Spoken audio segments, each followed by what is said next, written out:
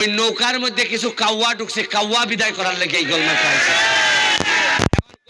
যে কাউয়া কারা? কাউয়া হইল নামে কয় শেখ হাসিনার, নামে কয় আওয়ামী লীগ, আর কামে বাগানবাসীর 5,000 টাকার থেকে 2,000 মাইরা দেয়। কাউয়া কেটা জানেন? কাউয়ায় ভোটের সময় কয় আমরা নৌকা লই আইছি, তাড়াতাড়ি ভোট দাও, আর আপনারা কোন রাস্তা বানাই দিবাইনি, কয় দিমু, এরপরে আর 5 বছর কোনো খবর রাখেন, এরারে কয় কাউয়া। মাননীয় সংসদ সদস্য এ লাফালাফি বাড়াবাড়ি যে প্রধানমন্ত্রী বলেছেন, বক্তৃতা করেন, শেখ হাসিনার নামটা পর্যন্ত শালীনতার সঙ্গে উচ্চারণ করেন না। ব্যারিস্টার সুমন ওবায়দুল কাদেরকে সামনে রেখেই কিন্তু ওই যে দলের ভেতরে কিছু কাউয়া আছে এই কথাটা বললেন, আর আরো কিভাবে বাড়ি দিলেন, তো সেই বিষয়টা চলুন আমরা দেখে আসি একটু দেরি না করে। নৌকার মধ্যে কিছু কাউয়া ঢুকছে, কাউয়া বিদায় করার লেগে এই গোলমাল খাইছে। যে কাউয়া কারা? কাউয়া হইল নামে কয় শেখ হাসিনার, নামে কয় আওয়ামী লীগ, আর কামে বাগানবাসীর 5,000 টাকার থেকে 2,000 মাইরা দেয়। কাউয়া কেটা জানেন? কাউয়ায় ভোটের সময় কয় আমরা নৌকা লই আইছি, তাড়াতাড়ি ভোট দাও, আর আপনারা কোন রাস্তা বানাই দিবাইনি, কয় দিমু, এরপরে আর 5 বছর কোনো খবর রাখেন, এরারে কয় কাউয়া। মাননীয় সংসদ সদস্য এ লাফালাফি বাড়াবাড়ি যে প্রধানমন্ত্রী বলেছেন, বক্তৃতা করেন, শেখ হাসিনার নামটা পর্যন্ত শালীনতার সঙ্গে উচ্চারণ করেন না। করেন হাসিনা হাসিনা, আমরা ছাড় দিচ্ছি, কিন্তু মনে রাখবেন বাড়াবাড়ি করলে ছেড়ে দেব না। মাননীয় সদস্য জনাব সৈয়দ সাইদুল হক হবিগঞ্জ 4 সম্পূরক প্রশ্ন। স্পিকার, কালকে আপনারা ফেসবুকে দেখছেন নি 100 কোটি টাকা, 196 কোটি টাকা মাইরা 2 বেটি জার্গা কানাডা কোর্টে লই আইছে। আমি ভিডিও অন করিয়া কইছি ওই দেখুন বেটি 2 টাকা লই জায়গা। একদিনে 80 লাখ মানুষে দেখছে।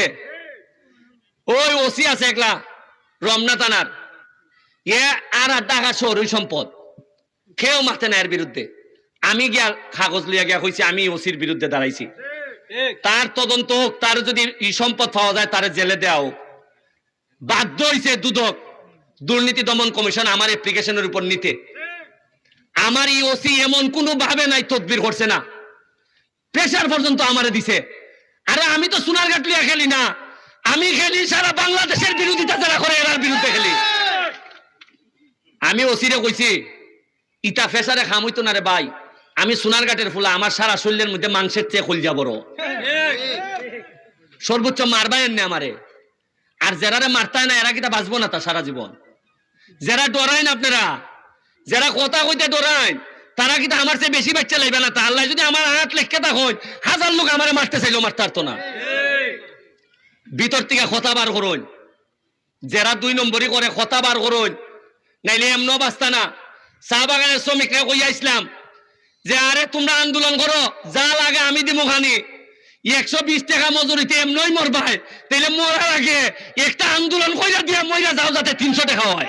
উন্নয়ন আমি আপনারা একটা কথা কইয়া যাইতাম চাই, খালি আমার আর মরলে উনকা আর আমার কোনো দুঃখ নাই, একটুই কষ্ট লাগবো যদি উনকা মরি, আমার ছেলে মেয়ের লেগে কষ্ট লাগতো না। কষ্ট লাগবো যে আমি আমার সোনারঘাটটারে জায়গা মতো দিয়া যাইতাম পারছি না। সর্বোচ্চ মারবাই এনে আমারে প্রতিদিন আমারে কইন তারা যে তোরে মারি লিবরে ফুট, তুই তো খালি সোনারঘাট তোর শত্রু না, তোর শত্রু হইল দুনিয়ার সব মানুষ, বেশিরভাগ নেতারা আমার শত্রু। এখনো সোনারঘাটের মিনিমাম 1 থেকে 150 ব্রিজ লাগে, এখনো ফুটপাড়ি দিয়া আপনার ফুটপাড় থেকে পশ্চিম পাড় পর্যন্ত আরো 3টা ব্রিজ লাগে, নাল মুখ লাগে। সোনারঘাটের যে ব্রিজটা এটা ফুরানো গেছে, এটা বদলাইয়া নতুন করণ লাগে, একটা রাস্তা করণ লাগে। আপনার প্রতিটা রাস্তা বাঙ্গিয়া সুরমার, একটা বা 2টা দিলেও আমি চালাই নিতে পারবো মাননীয় মন্ত্রী। ধন্যবাদ। আমি এখন মাননীয় যোগাযোগ মন্ত্রী জনাব ওবায়দুল কাদেরকে তার বক্তব্য রাখার আহ্বান জানাচ্ছি। মাননীয় স্পিকার, আমি মাননীয় স্পিকার, আপনিও বোধ ভুলক্রমে, আমি এখন যোগাযোগ মন্ত্রী নই, যেটা আমাদের বিরোধী দলের সদস্যরা। আমি সড়ক ও সেতু মন্ত্রী, সড়ক পরিবহন ও সেতু মন্ত্রী। হ্যাঁ, এটাই হলো শুদ্ধ। এখন দেখলাম তারা এটাও জানে না। আমাকে আপনি তো যোগাযোগ ছাড়া কথাই বলেন নাই সব সময়। এই লাফালাফি বাড়াবাড়ি যে প্রধানমন্ত্রী বলেছেন, বক্তৃতা করেন, শেখ হাসিনার নামটা পর্যন্ত শালীনতার সঙ্গে উচ্চারণ করেন না। করেন? হাসিনা হাসিনা নেতা আন্দোলনের নির্বাচনের খেলা হবে এমনি বলিনি। মাননীয় সংসদ সদস্য, ভারতে পশ্চিমবঙ্গে যে নির্বাচন হলো, যে নির্বাচনে মমতা ব্যানার্জি বিপুল সংখ্যাগরিষ্ঠতায় জিতেছেন, সেখানে মূল স্লোগান ছিল খেলা হবে। কি আমি ভুল বলেছি? সেখানে শুধু মমতা ব্যানার্জি না, নরেন্দ্র মোদীও খেলা হবে দুর্নীতির বিরুদ্ধে, সন্ত্রাসের বিরুদ্ধে, এগুলো বলে বক্তৃতা করেছে। এটা কোনো হালকা বিষয় না। রাজনীতিতে এই পলিটিক্যাল হিউমার আছে। তো পশ্চিমবঙ্গে তো কেউ বলেনি এ কথা। আর আমি কালকে বাড্ডা 1.5-2 লাখ লোকের সামনে বক্তৃতা করছি, সারা মাঠ খেলা হবে বলেছে। তাহলে জনগণ তো এটাকে অপছন্দ করছে না। আপনি কেন করছেন? আপনার ভালো লাগে না, আপনি বলবেন না। আমি বলবো এটা একটা পলিটিক্যাল স্লোগান। পশ্চিমবঙ্গ ভারতে গণতান্ত্রিক দেশ, প্রাইম মিনিস্টার নরেন্দ্র মোদী এবং মমতা ব্যানার্জি মুখ্যমন্ত্রী, তারা এক্সচেঞ্জ করেছেন এই শব্দটাই বেশি, এই স্লোগানটাই বেশি। তাতে কিনা গণতন্ত্র হালকা হয়ে গেছে?